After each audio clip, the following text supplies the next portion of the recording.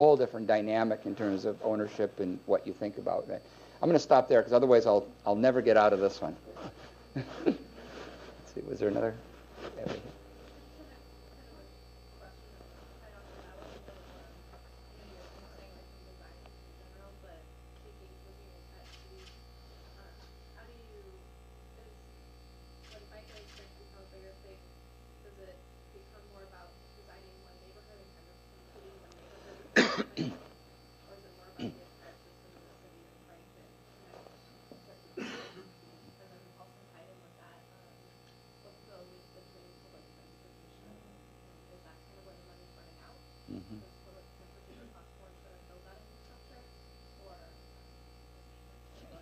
Sure.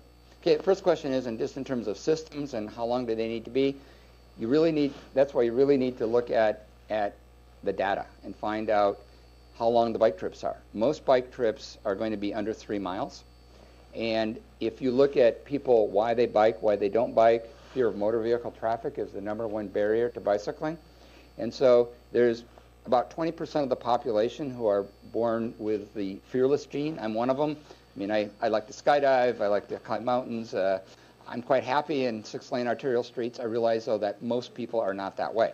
And what we find is that about 80% of the population has higher levels of fear of traffic. And so, and they're the people taking the shorter trips.